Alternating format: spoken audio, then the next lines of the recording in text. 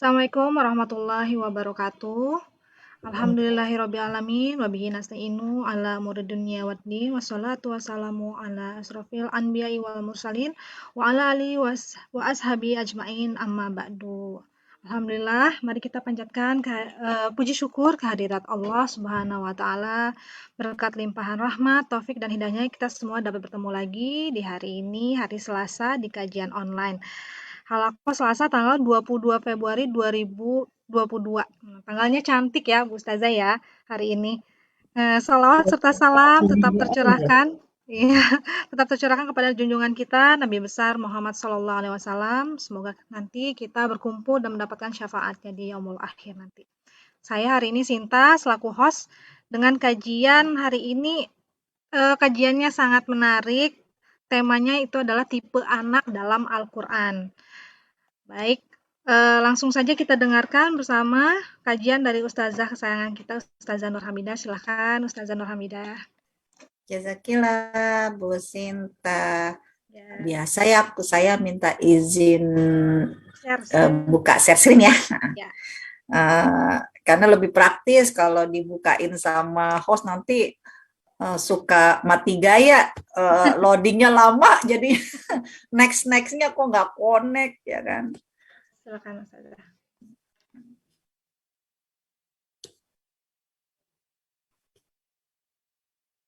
Nah, ini udah kelihatan kan?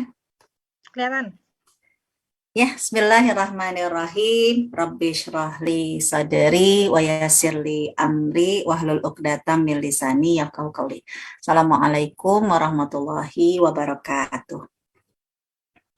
Waalaikumsalam warahmatullahi wabarakatuh.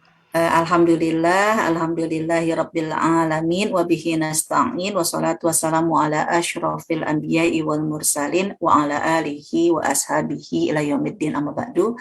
Asyhadu an la ilaha illallah wahdahu la syarikalah wa asyhadu anna Muhammadan abduhu wa rasuluhu la nabiyya ba'dah. Allahumma shalli ala Muhammad wa ala ali Muhammad fil alamin innaka Hamidum Majid. Alhamdulillah rekan-rekan sekalian yang dirahmati Allah Subhanahu wa taala.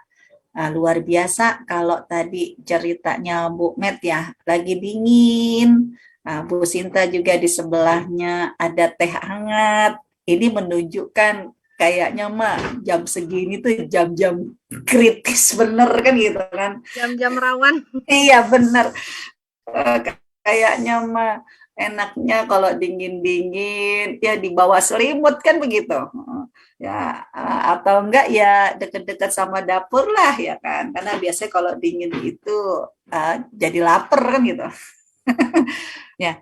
Tapi luar biasa ya teman-teman sekalian masih meluangkan waktu ya, semoga pengorbanan ini akan menjadi pembuka ya rezeki dan juga semua kebaikan-kebaikan, kesuksesan, kelapangan dan kelancaran ya Allah anugerahkan atas pengorbanan teman-teman semua hadir dalam majelis virtual ya di siang hari ini.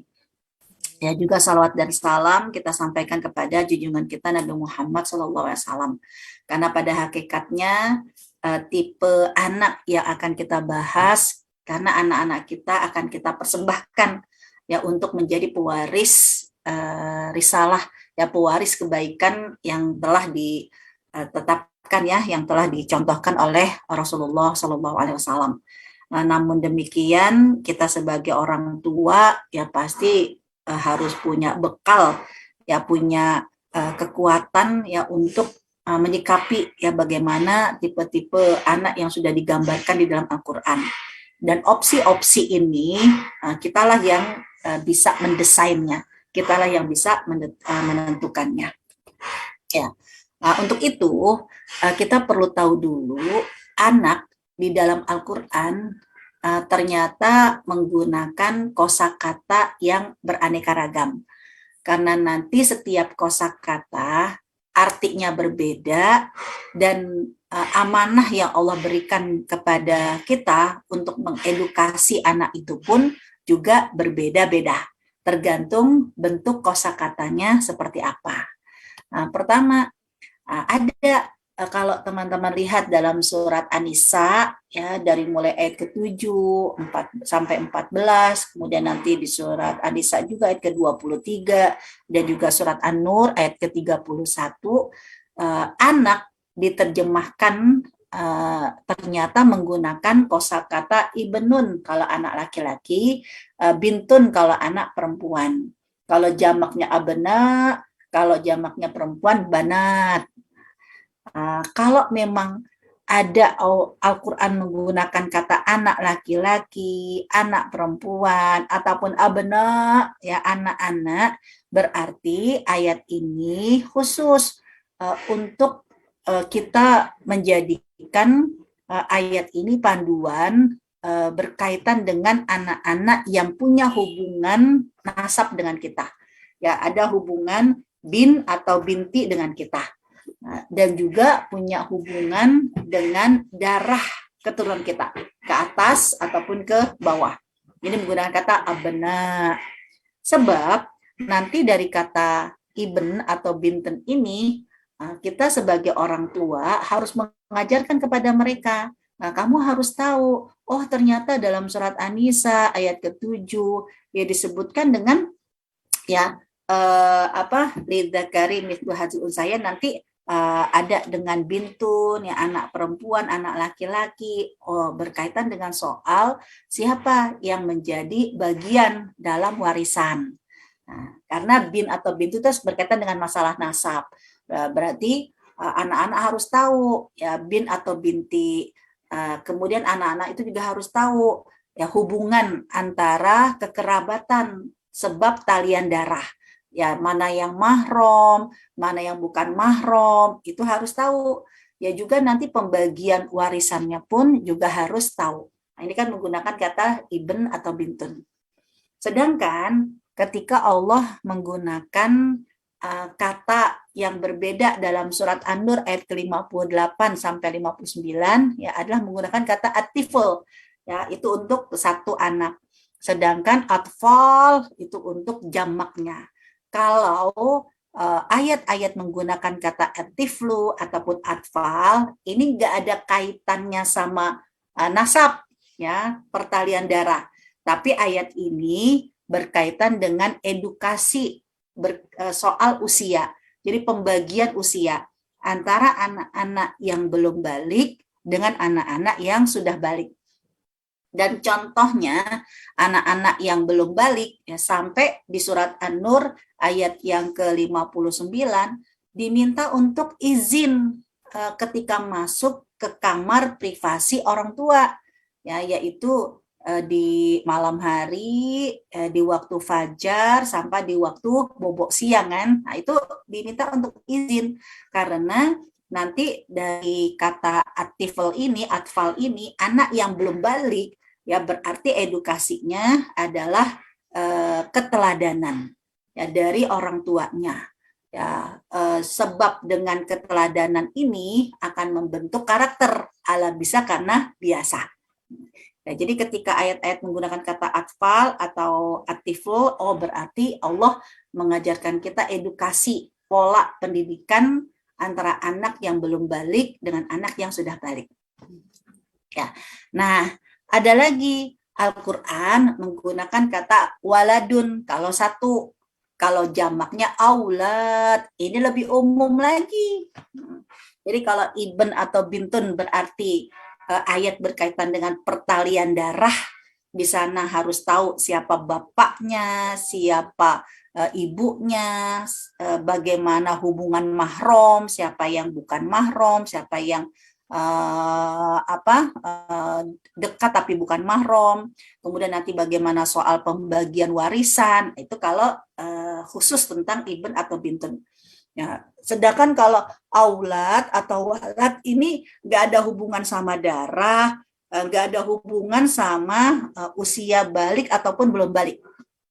Tapi untuk waladun atau aulad ya, Allah menyuruh kita, bukankah kapanpun ketika seorang bapak ibu ya dengan anaknya, dengan anaknya, mau anaknya udah tua sekalipun, tetap dia hubungannya adalah anak dengan orang tua. Jadi kata waladun atau aulad ini tidak terbatas usia. Selama masih punya orang tua, maka hubungan antara anak ini dengan orang tua adalah hubungan ya aulad ya dengan dengan walidnya, dengan orang tuanya. Nah, dan kalau ayat itu menggunakan kata aulad yang tanpa usia, ya tanpa batasan usia, berarti kita harus ingat bahwa tanggung jawab kita sebagai seorang ibu, ya, yaitu mendidik anak menggunakan kata tarbiyatul aulad. Berarti pendidikan yang akan kita berikan kepada anak kita dengan istilah tarbiyatul aulad tanpa mengenal batas usia antara balik dengan yang bukan balik. Sampai kapanpun, walaupun anak kita nanti ya udah jadi ibu-ibu, ya udah jadi bapak-bapak, udah ubanan, tetap selama kita masih hidup, kamu anakku dan aku ibumu. Sama juga ya antara kita selama kita masih punya orang tua, sepinter-pinternya anak, ya sesukses-suksesnya anak, tetap hubungannya dia dengan orang tua adalah anak. Kan gitu. Nah, jadi hari ini saya akan lebih fokus dulu ya sementara di bab tentang hubungan antara kita dengan anak kita, yaitu al-walad dengan aulad. Ya. Walaupun ini tanpa batas usia, tapi pendampingan seorang ibu, pendampingan seorang bapak kepada anaknya berhasil atau tidak berhasil, barometernya lihat ketika anak itu di usia 40 tahun. Nah, kenapa disebut angka 40 tahun? Ya, karena 40 tahun ini sekali lagi barometer. Kalau sudah memenuhi karakter seperti yang ada nanti di dalam ayat Al-Quran, saat anak kita usia 40 tahun, berarti alhamdulillah kita sebagai seorang ibu, ya, suami kita sebagai seorang ayah, yes, alhamdulillah sukses telah menunaikan amanah, berhasil mengantarkan anak kita di umur 40 tahun dengan karakter seperti yang diinginkan oleh Allah Subhanahu wa taala. Tapi kalau belum terpenuhi karakter-karakter yang nanti akan kita jelaskan, berarti masih PR. Apalagi kalau anak kita belum mencapai umur 40 tahun, jangan segera menyerah. Ya, anaknya baru umur 20 tahun, baru 25 tahun, jangan langsung, udah nggak salah bunda mengandung, terserah kamu mau pilih apa, terserah kamu melakukan apa, terserah. Nggak begitu. Ya, kalau umur anak kita baru 25 tahun, berarti masih ada tersisa 15 tahun. Kita akan mengejar target ya agar ketika anak kita di puncak kesuksesan umur 40 tahun sudah terpenuhi karakter seperti yang diinginkan di dalam Al-Qur'an. Apa itu karakternya? Nah, ada dalam surat Al-Ahqaf ayat 15. Jadi kurang lebih ada 1 2 3 4 5 ada 6 karakter. Apakah kita sudah berhasil atau belum berhasil mendidik anak? Lihat ya, ketika anak di umur 40 tahun sudahkah memiliki karakter seperti ini? 6 karakter ini diambil dari ayat Al-Quran tadi, surat Al-Ahqaf ayat yang ke-15. Ayat ini untuk ibu ya, karena saya pernah ditanya, Ustazah kok kayaknya beban ibu berat banget, ya, sedangkan kan ya Allah, terus bapaknya tugasnya apaan? Masa cuma ibu aja? Ya ini kan kita lagi membahas surat Al-Ahqaf ayat ke-15. Berarti yang saya tampilkan ini adalah untuk ibu. Nah, dan karena memang segmennya kita ibu-ibu ya saya sampaikan ibu. Tapi nanti kalau kita kepingin tahu tentang peran ayah, oke, nanti kita akan tambahkanlah peran ayah. Tapi peran ibu sampai seperti ini. Dimulai dari pendampingan seorang ibu kepada anaknya saat di dalam kandungan. Kan gitu. Ya hamalat ummuhu. Ya, ibu itu diminta oleh Allah dampingi anakmu dari sejak di dalam kandungan. Kemudian wawada'at ya begitu lahir kan juga si ibu akan mendampingi anaknya. ya sampai dia menyusui, lalu menyapihnya total dari mengandung sampai menyapih pendampingannya adalah 30 bulan. Talatuna syahra. Dan nggak selesai. Ya hatta idza balagha, ya begitu anak itu balik, ya kalau dia laki-laki ya setelah keluar sperma, kalau dia perempuan berarti setelah haid, bukan berarti setelah haid berarti udah nggak ada lagi tanggung jawab mama, nggak ada lagi tanggung jawab mami, nggak ada lagi tanggung jawab bunda. Enggak, masih lanjut pendampingannya, yaitu wabalago arba'una sanatan, ya ketika dia sampai di usia 40 tahun.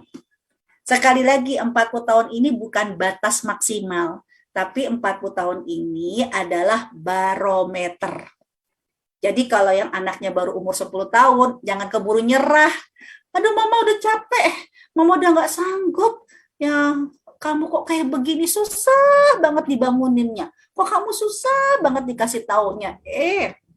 Kalau anak kita baru umur 10 tahun, masih 30 tahun, ya kita PR yang harus kita segera tunaikan.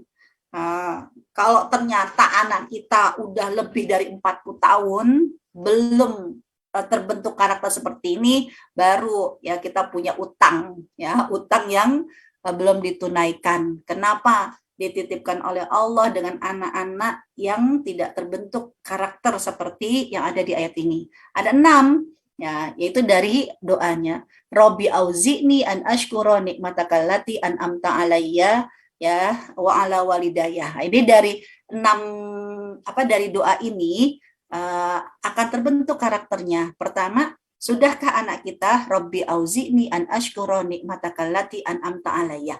Di umur 40 tahun bisa jadi lagi sukses-suksesnya itu. Kalau dia seorang akademisi ya udah sampai tingkat doktor atau profesor sekalipun kalau memang akselerasinya cepat. Kalau dia seorang bisnis bisa jadi udah jadi bisnismen. Kalau dia kerja di sebuah perusahaan bisa jadi ya udah sampai level GM ya ketika memang akselerasi cepat. Artinya di umur 40 tahun bisa jadi dia di gerbang kesuksesan, di puncak kesuksesan. Nah, tidak hanya lihat di puncak kesuksesan secara duniawi, pendampingan kita kepada mereka di umur 40 tahun, apakah sebanding? Semakin dia sukses, akan terlihat dengan tingkat syukurnya. Terlihat dengan wujud syukurnya. Robbi auzi'ni an ashkura nikmataka allati an'amta alayya. Ya Allah, anugerahkanlah kepadaku untuk bersyukur atas nikmat yang kau berikan kepadaku. 1. Ya, bukan makin sukses makin gak bersyukur, ya, tapi makin sukses makin bersyukur dan terlihat wujud syukurnya. Seperti apa terlihat wujud syukurnya?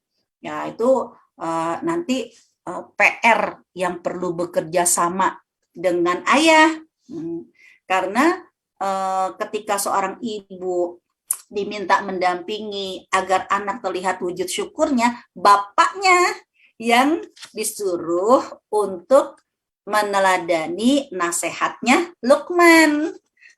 Jadi nasihat Luqman ini adalah peran ayah ketika bermitra dengan seorang ibu, ya dengan seorang istri, agar terbentuk anak yang terlihat wujud syukurnya. Jadi kalau teman-teman lihat nasihatnya Luqman itu, ya di surat 31, ya, dari awal kan Luqman sudah mengatakan walaqad ataina luqmal hikmata anishkur lillah. Ya diminta kepada anaknya untuk bersyukur kepada Allah Subhanahu wa taala. Wa may yashkur fa innama yashkuru li nafsihi. Siapa yang bersyukur ya pada hakikatnya ya itu akan kebaikan untuk dirinya. Nah, kemudian juga wujud syukurnya yang diajarkan oleh Luqman kepada anaknya, nggak cuma bilang udah syukur, ada wujud syukurnya. Wujud syukurnya apa di ayat yang berikutnya? Ini bapaknya yang harus membreakdown gimana caranya punya kurikulum yang seimbang, yang sama antara suami dengan istri, ayah dengan ibu dalam mendidik anak. Nah, wujud syukurnya adalah ya di ayat 13, yaitu la tusyrik billah. Jangan kamu mensekutukan Allah, ya. juga salah satu wujud syukurnya adalah ya anishkurli wali walidaika, ya bersyukur kepada Allah juga berbakti kepada kedua orang tua. Ini kan nasihat Luqman. Ya, jadi nasihat Luqman menjadi peran seorang ayah agar membantu seorang ibu dalam mendampingi anaknya di umur 40 tahun atau mengantarkan anak kita umur 40 tahun di puncak kesuksesannya, dia makin bersyukur kepada Allah Subhanahu wa taala. Dan juga kalau versi ayat ini tidak hanya bersyukur atas nikmat yang Allah berikan kepada dia, tapi wa'ala walidayya. Umur 40 tahun anak kita makin bakti sama orang tua. Bukan makin galau. Kenapa? Karena Dilalah punya istri yang membuat suaminya galau. Ya, karena istrinya memberikan pilihan kepada suami. Kamu sekarang yang tinggal pilih antara aku atau ibumu. Wah, itu kan bisa jadi, aduh, ya suaminya jadi galau, ke sini belahan hati, ya ke sana orang tua, kan begitu. Ya, jangan sampai kita naudzubillah min dzalik, ya memiliki anak ketika umur 40 tahun, loh kok salah milih istri, salah milih suami, yang menyebabkan dia terhalang untuk berbakti kepada kedua orang tua. Nah, jadi dari awal, kalau anak kita yang belum memiliki pasangan, ya, yang belum punya, kalau gadis belum punya calon suami, belum punya calon istri, kita perlu mendampingi mereka agar nanti calon-calon mantu kita adalah mereka yang CS-an sama kita. Jadi nggak membuat nanti anak kita yang dulu sebelum nikah mah bakti sama orang tuanya, ngerti banget sama orang tuanya, tapi begitu nikah, ya ibunya sedih. Kenapa? Ya mau silaturahim juga dihalang-halangi sama istri, mau ngasih ini ngasih itu juga takut harus bilang sama istri. Nah ini kan akhirnya gara-gara kita tidak mendampingi dia memilih calon suami istri yang baik, ya menyebabkan bisa jadi terputusnya kebaktian dia kepada kedua orang tuanya. Nah ini bagaimanakah orang tua, seorang ibu benar-benar mendampingi anak yang memiliki karakter, ya tidak hanya terlihat wujud syukurnya, tapi juga makin bakti sama orang tua. Terus ketiga apa?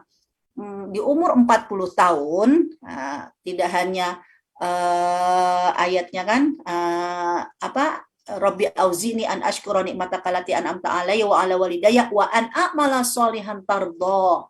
Di umur 40 tahun makin produktif, beramal soleh, dan produktif kebaikan-kebaikannya ini dalam rangka tardoh. Yang penting Allah ridho, bukan sekedar membahagiakan istri dan anak-anaknya, suami dan keluarganya, tidak.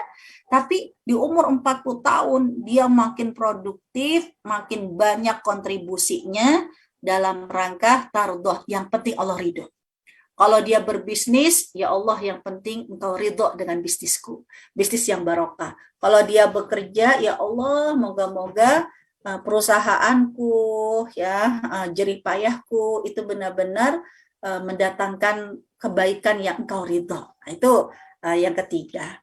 Terus yang keempat, wa aslih li fi dzurriyyati. Dia nggak hanya memikirkan kesuksesan dirinya, jadi cuman dirinya aja yang sukses, tapi dia menginginkan adanya estafet, ya dilanjutkan kebaikan-kebaikan itu untuk anak keturunannya. Itu yang saya sebutkan, ya. Jadi ada regenerasi kesolihan, nggak cuma cukup jadi memiliki bapak yang solih, ya istri yang solih, ibu yang soleh, tapi juga anak-anak yang melanjutkan kesolihan. Jadi kalau kita sekarang sebagai seorang ibu, nanti umur anak kita umur 40 tahun kan bisa jadi kita menjadi seorang nenek. Nah, anak kita berhasil kita didik ketika mereka melahirkan, mereka melanjutkan anak keturunan cucu-cucu kita, juga cucu-cucu yang terjaga kesalihannya. Itu 4. Kemudian ini tuh betul ilaika, anak kita semakin di umur 40 tahun bukan makin banyak maksiat, Tapi anak kita di umur 40 tahun makin banyak tobatnya kepada Allah. Bukan makin gak sempet istighfar. Ya Allah mama astagfirullahaladzim, ini udah bawa meeting lagi. Ya Allah mama ini tuh udah banyak proyek. Ya Allah mama doain kek. Gitu kan. Mama mah nyuruh-nyuruh melulu. Gak begitu. Dia udah gak sempet meluangkan waktunya untuk berzikir kepada Allah. Berarti ada yang gak beres.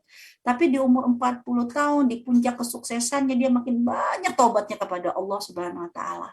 Dan juga wa inni minal muslimin. Dia bangga ketika menunjukkan identitas sebagai seorang muslim, dan dia akan menjaga kebaikannya sebagai seorang muslim. Jadi kalau orang dia profesi sebagai dokter, orang tuh senang. Kenapa? Ya dia dokter muslim yang berbeda dengan dokter yang lain. Kalau berobat sama dokter muslim, it's okay. Kalau berbisnis dengan bisnismen orang muslim itu okay. Ya kalau dia belajar ya dengan guru orang muslim, it's okay. Nah ini ya tandanya kita berhasil dalam mendidik anak kita ya sampai umur 40 tahun. Ya moga-moga kita semua dimudahkan ya untuk menjadikan orang tua ya yang berhasil ya seperti yang ada di dalam ayat ini. Nah, sekarang ya karena idealisme luar biasa kan tadi dari Allah. Ya Allah, karena jujur apa yang tadi digambarkan oleh Allah tentang kesuksesan karakter anak yang perlu kita bina, itu kan gak hanya teman-teman aja, saya pribadi kan juga seperti itu. Saya punya 3 anak. Yang satu umur 20 ya, kemudian yang satu umur 18. Ya Allah, berarti apa? Yang masih ada separuh jalan. Ya anak-anak itu perlu kita jaga banget ya, kita bersahabat banget dengan teman-temannya, kita bersahabat dengan lingkungannya, kita bersahabat banget ya nanti dengan orang-orang yang dia cintai, agar ketika nanti dia berkeluarga ya mantu-mantu itu ya CS-an sama kita. Ketika dia nanti punya mertua, nah mertua-mertuanya itu akan jadi besan-besan yang CS-an sama kita, agar kita bisa bermitra ya dengan mantu kita bisa bermitra ya dengan besan kita. 40 tahun nanti mereka akan membentuk karakter yang seperti itu. Beratnya dan idealismenya yang disebutkan oleh Allah Subhanahu wa Ta'ala, ini membuat kita harus semakin tahu kira-kira di dalam Al-Quran itu tipologi anak-anak yang disebutkan seperti apa ya, agar kita punya kekuatan ya, anak kita ini dalam sudut pandangan kita berada dalam tipe-tipe yang seperti apa. Kurang lebih ada 4 yang disebut ya oleh Allah Subhanahu wa Ta'ala tentang tipologi anak, ya anak dalam perspektif Al-Qur'an. Dan ini semuanya ada yang menggunakan kata waladun, aulad, ada juga yang abna. Ya, misalnya kayak surat Al-Furqan ayat 74 ini kan, Rabbana hablana min azwajina wa dzurriyyatina. Dzurriyyat ini berarti dia abna, anak keturunan. Ya, abna ataupun dzurriyyat. Ya, qurratu a'yun. Nah, ternyata dalam surat At-Taghabun, untuk menjadikan anak kamu berkarakter seperti yang ada dalam surat Al-Ahqaf tadi, kamu harus siap-siap. Karena ada kalanya, kalau di ayat yang ke-14, anak disebut oleh Allah Subhanahu wa Ta'ala dihadirkan untuk orang tua sebagai apa? Sebagai musuh. Jadi ada tipe anak yang dihadirkan oleh Allah sebagai musuh. Jadi ada orang yang diuji dengan hartanya, dengan kemiskinan atau kekayaannya. Ada orang yang diuji ya dengan pekerjaannya. Ya, ada orang yang diuji dengan kesehatannya, tapi ada juga orang yang diuji dengan anaknya. Nah, surat At-Taghabun Allah menyebutkan di ayat ke-14, ada tipe anak bagi orang tua itu dihadirkan sebagai aduwwal lakum. Jadi musuh. Ya Allah, jadi musuh kan berarti berat amat kan gitu. Nah, jangan sampai ketika kita berhadapan dengan ayat ini langsung kita menganggap tuh kan bener, memang aku tuh sama anakku berantem melulu. Berarti emang nih tipe anak saya sama saya tuh kayaknya musuhan aja nih. Kayaknya anakku sama aku tuh tipe yang surat At-Taghabun ayat 14. Ini tipe-tipe ini hanya sekedar sebuah wacana agar kita bersiap-siap. Apa yang harus kita lakukan? Kan begitu. Nah, ada sebagai musuh. Nah, kemudian dalam surat At-Taghabun ayat ke-15-nya ada yang disebutkan oleh Allah sebagai innama amwalukum wa auladukum fitnah, sebagai ujian. Kalau disebut sebagai ujian berarti jangan langsung kita pesimis gagal. Ya, karena disebutkan fitnah. Ya, kalau sebagai ujian, kita harus punya sudut pandang positive thinking. Bukankah ujian itu adalah proses untuk kenaikan kelas? Ya, kayak di sekolah lah, ada ujian, kenaikan kelas. Bukan karena ujian itu diselenggarakan sebab sekolah kejam, sekolah nggak suka sama murid. Udah biarin, kita selenggarakan ujian. Ya, biar murid-muridnya begini dan begitu, kan enggak. Sekolah itu menyelenggarakan ujian ya karena sekolah ingin memberikan apresiasi. Dengan kompetisi ujian ini ada yang bersungguh-sungguh, akhirnya dia lulus. Tapi akan juga memberikan peringatan bagi mereka yang tidak bersungguh-sungguh, maka dia akan gagal. Jadi ujian itu bisa lulus atau gagal tergantung kita. Nah, ada di antara kita yang diuji dengan anak. Jangan sampai kita gagal ketika diuji dengan anak. Karena anak adalah ujian, kita harus lulus ketika diuji dengan anak-anak kita. Ya, kemudian dalam surat Al-Kahfi, Allah Subhanahu wa taala menyebutkan di ayat ke-48 kalau anak-anak itu sebagai mata, ya sebagai perhiasan. Jadi nggak heran, pokoknya ibu itu akan selalu mengatakan kepada orang kalau anakku yang paling ganteng, anakku yang paling cantik, ya kan, anakku yang paling keren, anakku yang paling hebat, anakku yang paling pinter.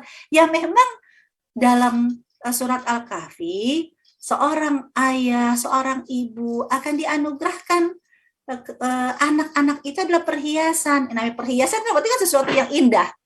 Ya, mau katanya orang, ya Allah tuh anak kayak begitu banget, wah ibunya mah nggak nerima, wah ya, anaknya hitam, siapa bilang ini hitam tapi paling ganteng sedunia, kan begitu. Ya karena memang dalam surat Al-Kahfi itu sudah disebutkan oleh Allah dalam sudut pandangan orang tua, anak itu adalah perhiasan, ya zinah, perhiasan, sesuatu yang indah. Itu ketika seorang bapak ibu orang tua memandang anak sebagai perhiasan, memang itulah naluri yang dihadirkan oleh Allah Subhanahu wa taala ke dalam hati orang tua. Juga ya kenapa kadang kita marah sama anak ya di saat kita sadar. Tapi begitu anak itu tidur, kan kadang kita perlu hati kita, ya Allah, nyesel, sedih ya di saat mereka tertidur. Ya kayaknya anak itu bisa menggoyahkan hati kita, ya bisa membuat kita jadi semangat. Ya kadang kan capeknya kita seharian, ya bisa jadi suka emosi, tapi begitu ngelihat anak udah tidur, ya dia sehat, kan kadang kita pandang wajahnya, ya akan menjadi energi positif buat kita semangat. Ya, seorang ayah yang mungkin kesulitan dalam masalah ekonomi, tapi melihat anaknya, bisa jadi kan ada semangat. Ya karena memang dalam surat Al-Furqan itu, ya Allah menyebutkan bagi orang tua dianugerahkan memandang anak itu sebagai qurratu a'yun, permata hati yang menyenangkan, ya, yang menghibur. Nah, itu tipologi yang ada di dalam Al-Quran. Namun kenyataannya nih, ada kalanya, ya Allah, kok ternyata anak-anak itu ya ujiannya nggak habis-habis, ada yang gagal, ada pun yang lulus. Belajarlah dari kisah-kisah yang ada dalam Al-Quran. Karena Al-Quran sepertiga kan isinya adalah cerita. Tujuannya bukan sekedar cerita, tapi cerita ini fa'tabiru ya ulil absar. Ambil pelajaran, ambil hikmah. Jangan sampai, ya Allah na'udzubillah min dzalik deh, kita nggak mau jadi orang tua yang pedih, yang sedih gara-gara anak. Nah, dan kita akan cari tahu kenapa kok bisa Kobil kayak begitu, kok bisa Kanaan kayak begitu, kok bisa anak-anaknya Nabi Yakub kayak begitu. Nah, kita bisa belajar. Ayo kita lihat satu persatu pelajaran. Jangan sampai selama kita masih diberi kesempatan hidup, ya kita masih bisa merenung, bertaubat, memperbaiki kesalahan. Cerita-cerita kepedihan orang tua gara-gara perilaku anak Allah jauhkan dalam kehidupan kita. Kita lihat kisahnya Qabil dalam surat Al-Maidah ayat ke-27 sampai ayat yang ke-31. Ya, sampai Allah mengatakan kepada Nabi Muhammad nih, benar-benar nih Allah akan ceritakan kisah kedua putranya Nabi Adam, ya, yaitu Qabil dan Habil. Ketika awal mulanya kan mereka diminta oleh Allah untuk mempersembahkan dari hasil yang mereka lakukan. Ya kalau Qabil ya kan dia memang sayur-sayuran. Ya kalau Habil itu kan beternak. Ya ternyata Qabil ya itu dalam mempersembahkan sesuatu yang diminta oleh Allah Subhanahu wa taala asal-asalan. Ya, sedangkan Habil ya karena dia bersyukur, dia ingin memberikan kepada Allah Subhanahu wa taala yang terbaik. Nah, dia kan memberikan kan kambing yang terbaik. Nah, terus ternyata kan Allah Subhanahu wa taala menerima apa yang dipersembahkan oleh Habil, tapi tidak tidak menerima persembahan Qabil. Nah, di situ mulai kan Qabil itu iri hati dan dengki. Nah, jadi potensi sekali ya seorang anak itu akan ada iri hati dan dengki, itu potensi sekali. Ya, ditambah lagi secara fisik kan kalau disebutkan secara fisik ya Nabi Adam diberikan rezeki sama Allah setiap Hawa itu melahirkan kan kembar. Nah, agar kembar laki dan perempuan, agar nanti perkembangbiakan berikutnya mereka dibatasi hukum hanya kepada Nabi Adam ya, mereka menjadi halal untuk perkawinan silang. Jadi antara saudara saudara kembarnya itu haram. Tapi kalau silang dengan kembar saudara kakak atau adiknya itu menjadi halal. Ya karena nggak ada lagi anak manusia selain anaknya Nabi Adam. Nah, dilalah kan Qabil perperawakan yang baik dan juga Iklimah ya kembarannya Qabil kan juga berperawakan yang baik, berparas yang cantik. Sedangkan Habil itu dia punya pasangan sesama pasangannya ya kembarannya kan ya tidak secantik Iklimah lah, tidak secantik kembarannya Qabil.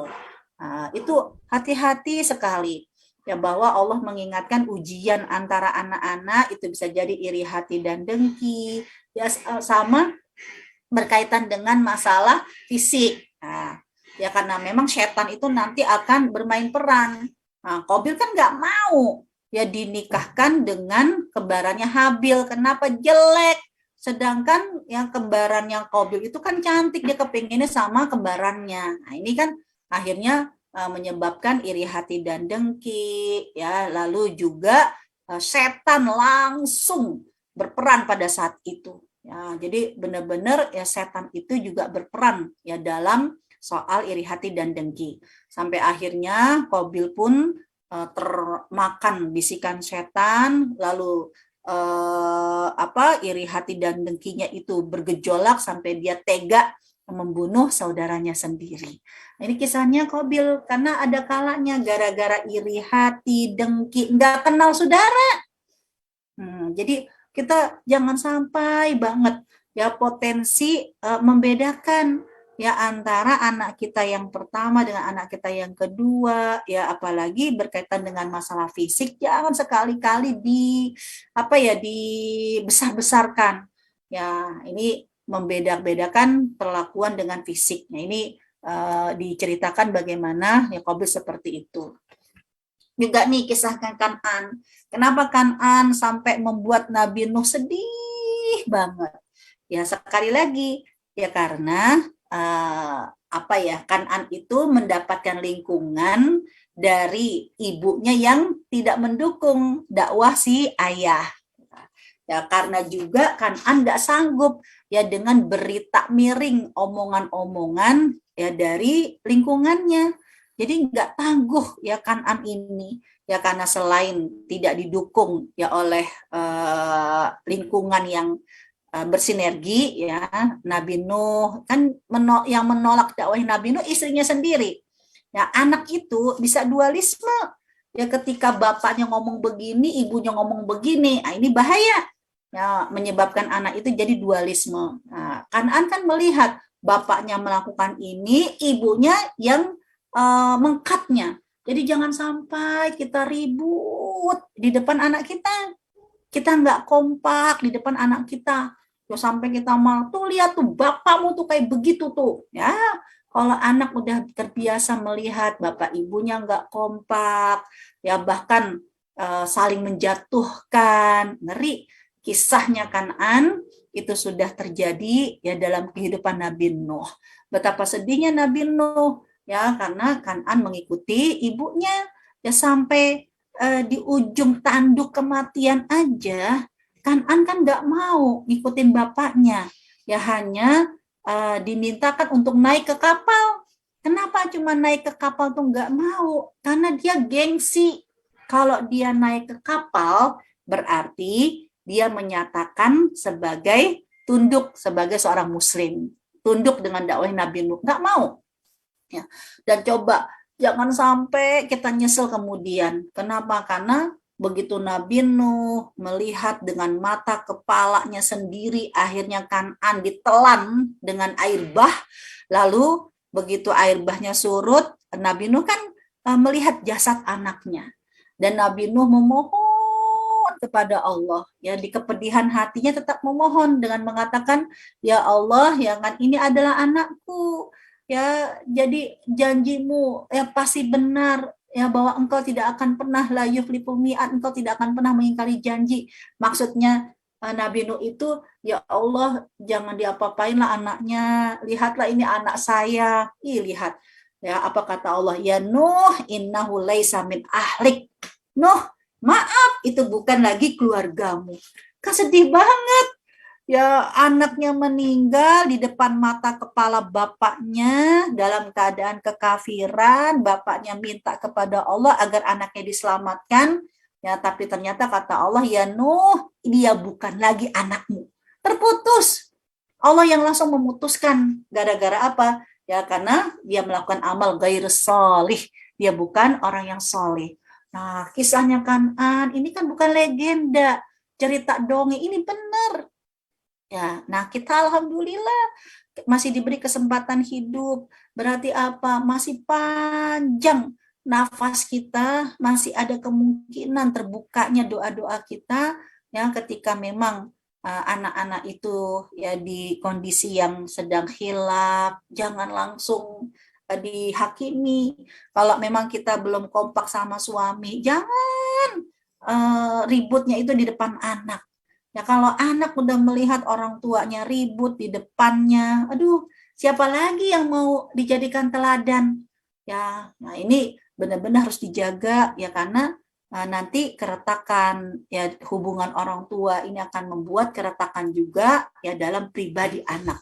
Kisahnya Kan'an itu sudah terbukti. Nah, kemudian Bani Israel, ya ini faktor lingkungan. Ya, dan kenapa faktor lingkungan? Mohon maaf.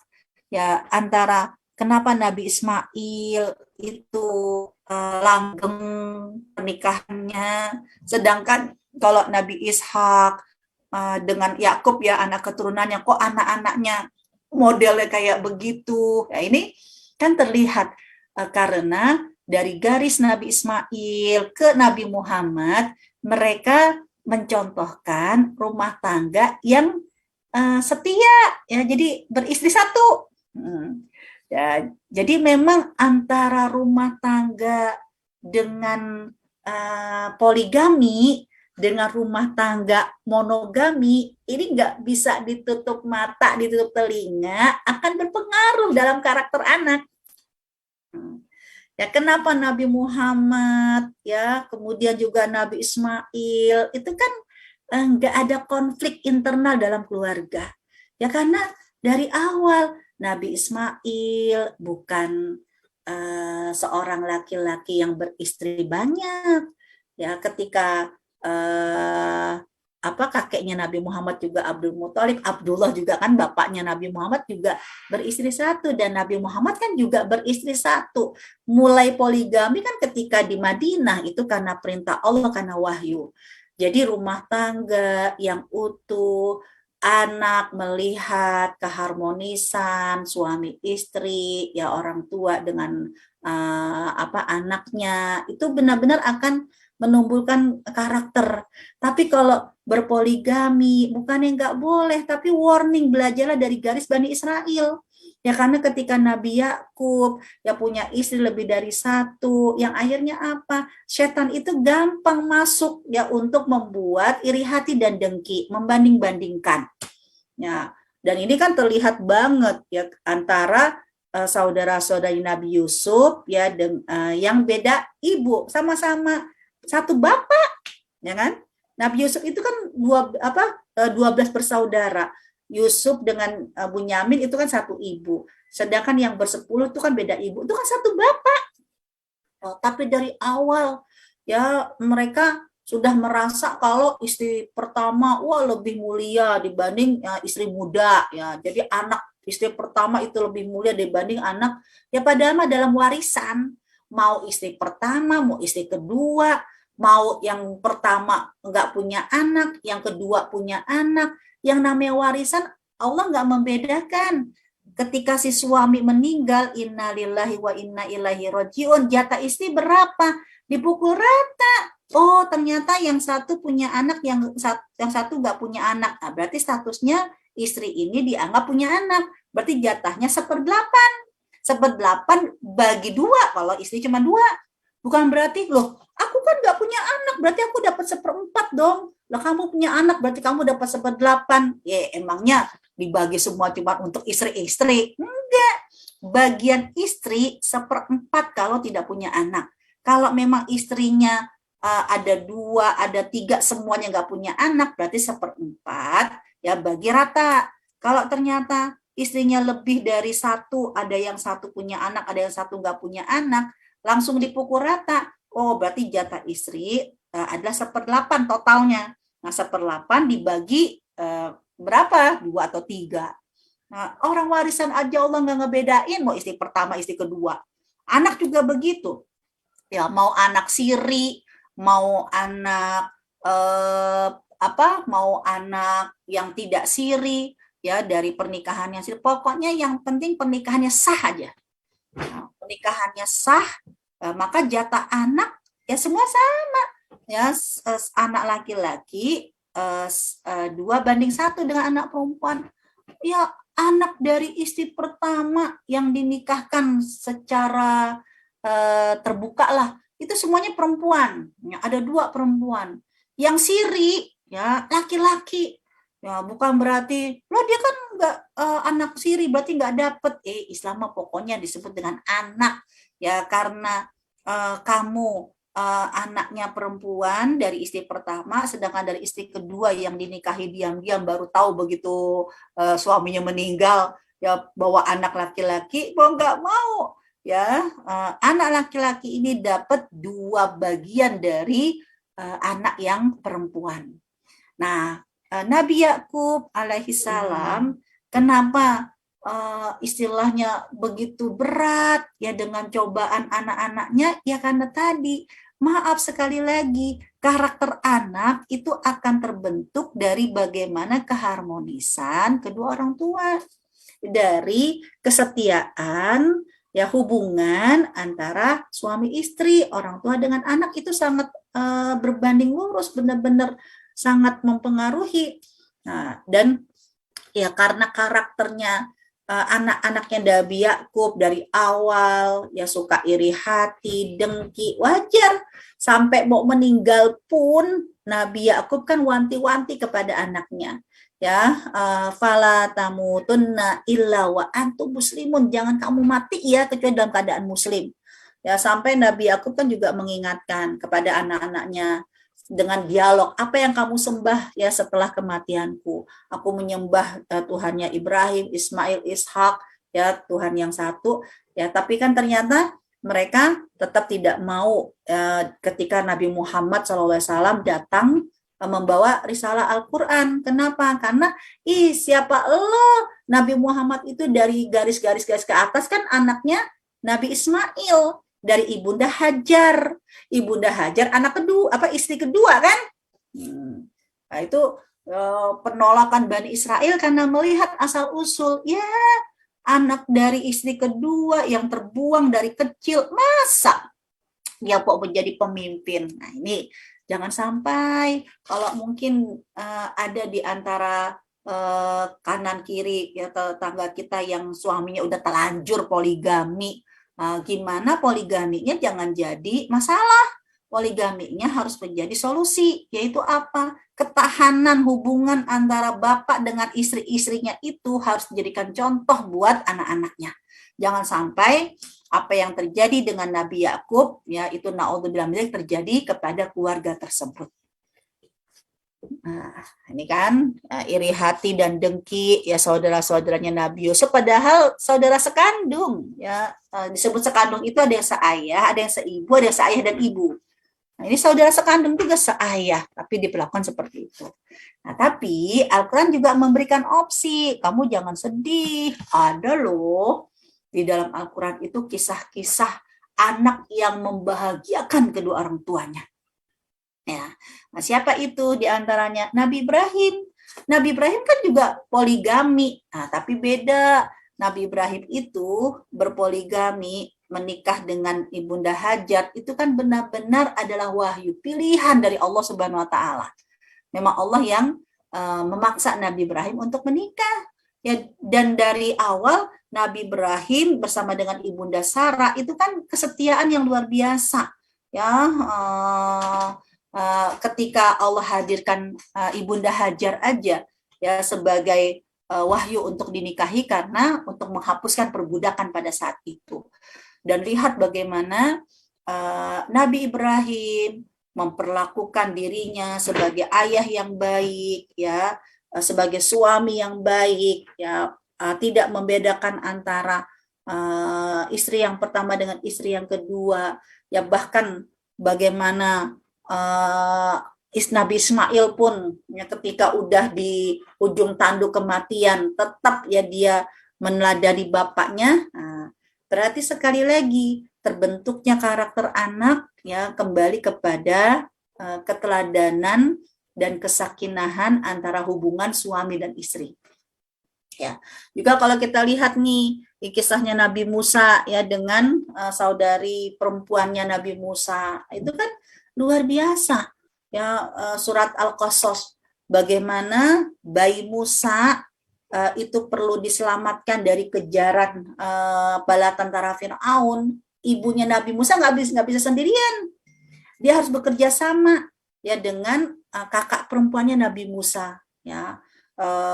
Saat dimasukkan ke dalam sungai Nil kan kakaknya Nabi Musa yang memantau dari jauh, wah ini adikku dibawa kemana sama arus sungai ya, sampai ke sini. Nah itu dilakukan, hanya kakak yang punya kepedulian kepada adiknya ya, sayang kepada adiknya, yang mampu mau mengorbankan segala-galanya ya, karena memang tumbuh rasa kasih sayang ya antara kakak dengan adik, sekali lagi tergantung keteladanan dari kedua orang tua. Dan kisah tentang bagaimana kontribusi ya kerjasama keluarganya Nabi Musa, baik itu saudari perempuannya Nabi Musa, kan Nabi Musa luar biasa. Ya Allah, dia mendapatkan banyak peran orang-orang yang melindunginya. Dari kecil itu ibu asuh, ya, kemudian juga saudarinya, ya, kemudian begitu dia remaja dewasa ya diusir, ya juga dia didukung nanti akhirnya kan menjadi istrinya, kemudian kakak ipar, kemudian juga mertua, ya kan, Nabi Syuaib. Artinya dia benar-benar punya dukungan dari keluarga. Ya karena anak ini akan berhasil atau tidak berhasil ketika mendapatkan dukungan dari semua pihak keluarga. Jadi kita benar-benar dalam mendidik anak kita nggak bisa sendirian. Kita butuh menghadirkan dia lingkungan yang baik. Ya, dia butuh contoh kakak yang baik. Nanti dia butuh ya keluarga mertua yang baik. Dia butuh ya tetangga yang baik. Itu benar-benar kita melindungi mereka agar selalu mendapatkan teman-teman dan lingkungan yang baik. Juga Nabi Sulaiman ya dengan Nabi Daud itu kan hubungannya orang tua dengan anak. Ya, luar biasa dahsyatnya ya karena doa yang Robi Auzi'ni an Ashkura itu awalnya kan dibaca sama Nabi Sulaiman. Itu ada dalam surat 27 ya. Itu doanya awalnya kan doanya Nabi Sulaiman. Coba saya cek. Doanya Nabi Sulaiman, iya benar. Jadi ayat yang ke-19-nya. Ya, doanya Nabi Sulaiman. Robbi auzi'ni, ya Allah, ya anugerahkanlah kepadaku mampu bersyukur atas nikmat yang Engkau berikan kepadaku, juga nikmat yang Engkau berikan kepada kedua orang tuaku. Ya wa an a'mala sholihan tardo, dan wujud syukurnya ini aku akan banyak berbuat kebaikan yang Engkau ridho. Wa adkhilni bi rahmatika fi ibadika sholih. Ini kalau versi doanya Nabi Sulaiman. Ya luar biasa. Ya ada kisah Nabi Daud ya seorang nabi yang kaya raya, juga Nabi Sulaiman anaknya kaya raya, ya dua nabi yang mukjizatnya memang di luar kebiasaan nabi yang lain, mampu menaklukkan gunung, mampu menaklukkan burung, hewan, setan, ini kan luar biasa. Ya, tapi semua sekali lagi kenapa bisa terbentuk seperti itu? Karena dari awal kalau teman-teman lihat ya kisahnya Nabi Daud kan juga mendidik istrinya dengan keteladanan yang luar biasa. Ya, sampai di dalam hadis Rasulullah itu bagaimana Rasulullah SAW ditawarkan ya untuk saum sunnah Daud, ya karena memang Nabi Daud untuk menjadi seorang ayah yang sukses, kaya raya, tapi bisa melahirkan, mendidik karakter anak yang baik, ya itu hubungan dengan Allah juga harus baik. Sampai Nabi Daud menjaga hubungan dengan Allah Subhanahu wa Ta'ala agar dia tetap menjadi contoh yang baik dalam kekayaannya, dalam kesuksesannya. Dia sampai berpuasanya dengan saum Daud. Hari ini puasa, hari ini buka, hari ini puasa, hari ini buka. Jadi makin dia sukses, makin dia di puncak kekayaannya, dia makin dekat sama Allah. Kenapa? Karena dia nggak kepengen nanti anak-anaknya lupa ya dengan Allah Subhanahu wa Ta'ala. Ya karena anak dimanja dengan uang. Ya ini ya bagaimana kan Nabi Daud itu memberikan contoh kepada anaknya, walaupun kuliner gampang bisa dilakukan oleh Nabi Daud kemanapun dia inginkan, apapun yang dia makan, tapi Nabi Daud mencontohkan kepada anaknya ya agar menahan diri dari kenikmatan ya kuliner makan di mana-mana ya dengan hari ini saum, hari ini berbuka, hari ini saum, hari ini berbuka. Juga kan istrinya seperti itu, yang mengajarkan kepada Nabi Sulaiman. Nabi Sulaiman tuh diminta untuk bangun malam. Kenapa? Karena seorang laki-laki kelak dia akan menjadi pemimpin, kelak akan dia sukses ketika dia mampu menaklukkan malamnya. Itu ya Nabi Sulaiman. Jadi bagaimana Nabi Sulaiman memiliki kehebatan dahsyat seperti ini? Ya karena sekali lagi ya kondisi kedua orang tuanya. Dan Nabi Sulaiman kan nggak punya anak, yang nggak ada bin Sulaiman, ya karena juga teguran kan dari Allah Subhanahu Wa Taala ya, yang hadisnya Rasulullah SAW, karena Nabi Sulaiman punya 99 istri, sampai dia bilang saya akan menikahkan satu lagi biar genap 100 dan saya akan punya anak laki-laki menjadi pewaris. Apa kata Rasulullah? Kalau sekiranya Sulaiman bin Daud tidak mengatakan saya akan nikahkan yang ke 100 dan kelak saya punya anak, itu kan dia kayak merasa ngatur Allah ya. Ya, niscaya Allah akan anugerahkan dia kepada anak. Tapi gara-gara dia ngomong kayak begitu, dia ngatur Allah. Nah, 99 nggak punya anak. Akhirnya begitu yang ke 100 dia bilang menikahi wanita yang 100 ini, saya akan punya anak. Akhirnya Allah benar-benar tidak menganugerahkan anak kepada dia. Bahkan kematiannya Nabi Sulaiman pun kan nggak ada yang tahu.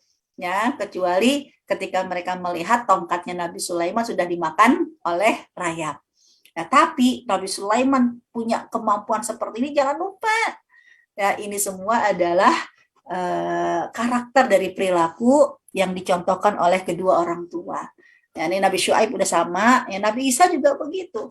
Dari awal, ya Nabi Isa punya ibu, punya nenek yang sudah membentuk karakter yang baik. Ya, jadi semua diceritakan oleh Allah Subhanahu wa taala. Jangan ngimpi, jangan kamu itu berharap anak kamu itu baik, anak kamu itu soleh. Kamu udah soleh belum? Ya, jangan mimpi kamu kepingin anak kamu itu jadi penghafal Quran. Bapak ibunya udah mencoba belum dekat dengan Al-Quran?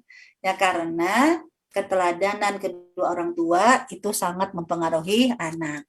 Nah, sekarang berarti apa? Ayo, mau nggak mau, ya, dari cerita-cerita tadi, anak itu sebagai ujian, anak itu sebagai musuh. Allah menceritakan tadi Kan'an, Qabil, semua ada kalanya bukan karena faktor kedua orang tua saja, tapi gara-gara faktor lingkungan.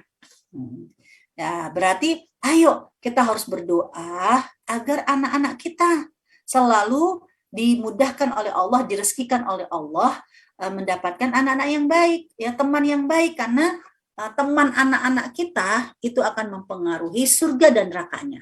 Nah, gambar ini pernah saya tampilkan waktu pertemanan ya.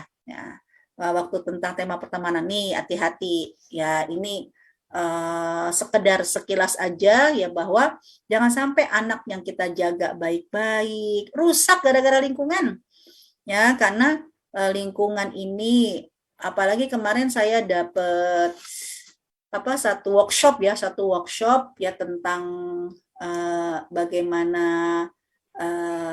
karakter remaja masyarakat Indonesia lah ya, sekolah Indonesia. Jadi ya ini kan berkaitan dengan masalah kenakalan remaja ya.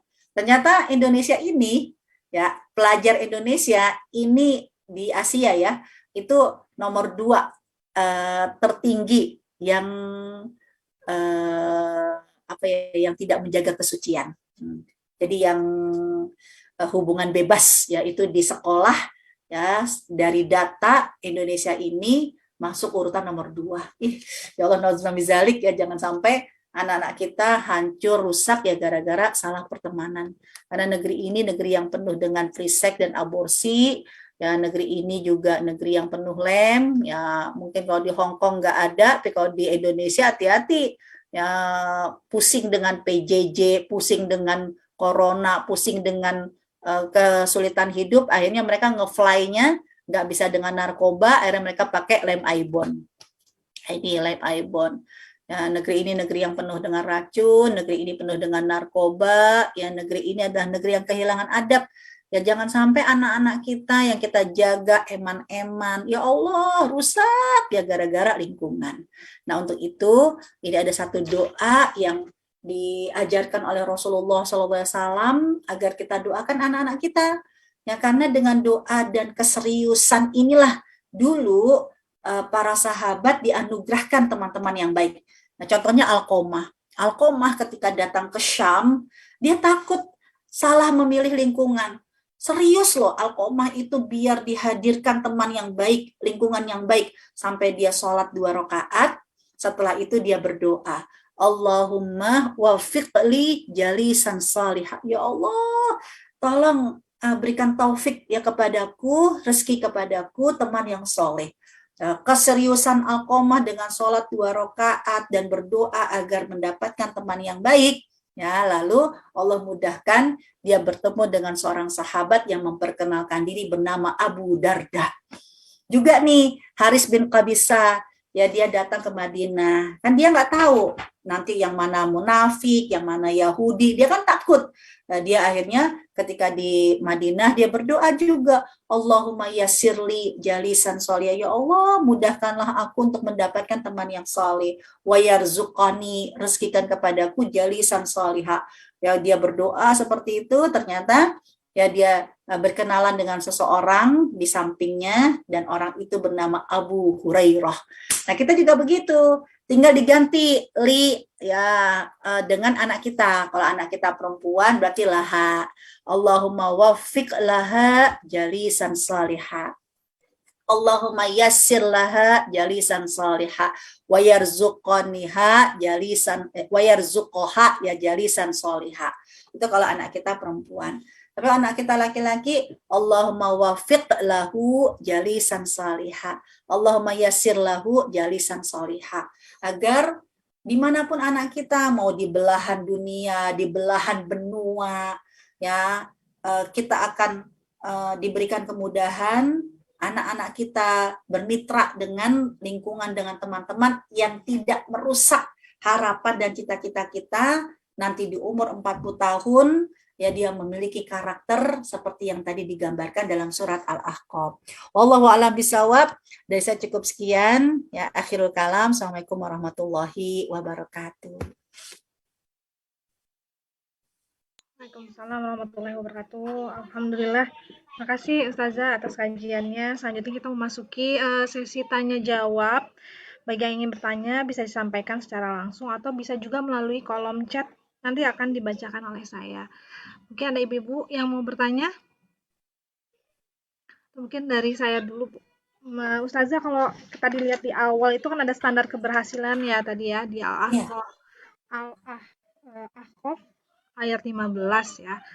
Itu bisa jadi juga standar mungkin ya buat kita Ustazah. Maksudnya di umur 40 tahun ini jadi saya tadi mikir juga, jadi tanya juga apakah kita sudah memiliki ini semua gitu ya, apa menjadi refleksi diri kita. Jadi maksudnya doa ini tuh sebenarnya bisa diamalkan apa kita ajarkan dari kecil gitu untuk anak-anak kita atau seperti mana Ustazah? Oh iya, kalau doa itu kan memang semakin sering kita baca, semakin sering anak kita diajarkan, kita tidak pernah tahu di waktu kapan, di momen kapan itu kan diijabahkan begitu kan? Iya. Nah itu oke. Nah, tapi tadi yang statementnya Bu Sinta sih oke juga ya. Nah, itu boleh juga menjadi barometer tentang kita. Cuma nih jangan sampai kalau mungkin di antara kita melihat 6 cerminan itu nggak ada banget di suami kita.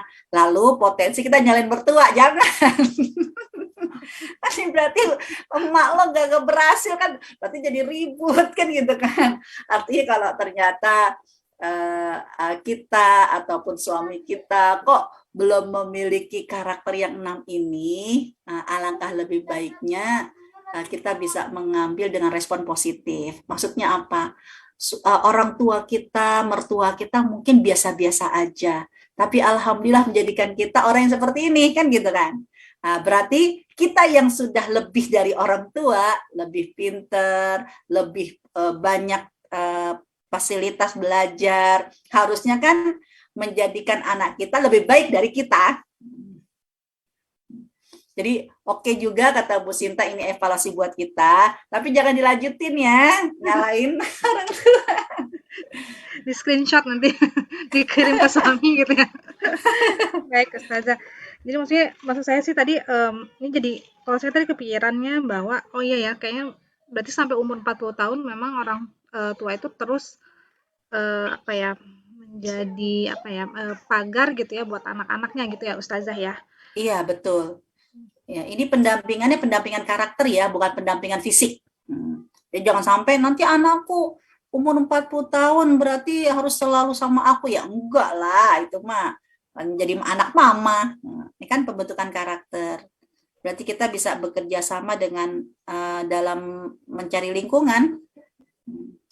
Itu pentingnya, pokoknya dampingi banget dia dalam hal memilih lingkungan.